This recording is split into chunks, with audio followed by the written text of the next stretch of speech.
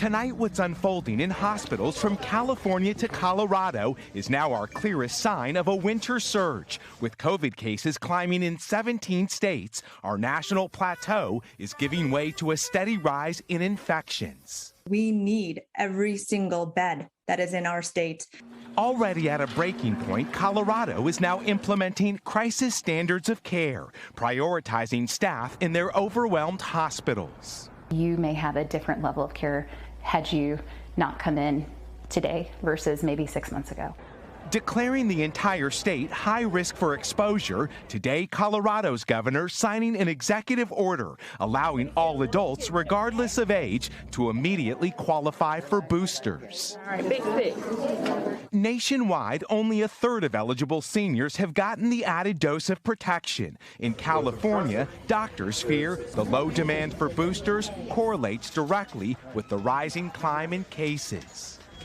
Flooded ERs in cities like Fresno, perhaps the canary in the coal mine. This is just a taste of what the winter surge is going to be like.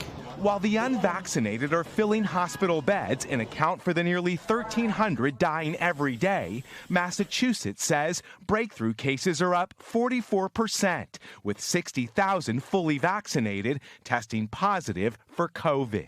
Why are we seeing so many breakthrough infections? The coronavirus comes back in waves, and we do see that protection does wane over time, but having vaccination, having that protection is the best way to protect yourself.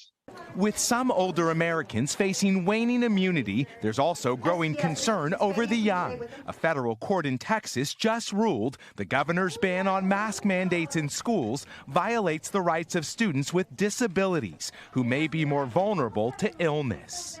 All I want is my child to be able to get a proper education without having to wear a mask.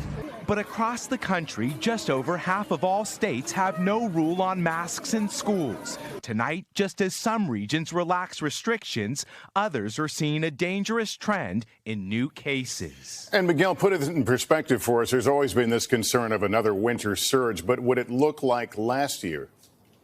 Experts don't think so, Lester, because roughly 70% of adults are fully vaccinated. Even with breakthrough infections, hospitalizations and deaths should be significantly lower.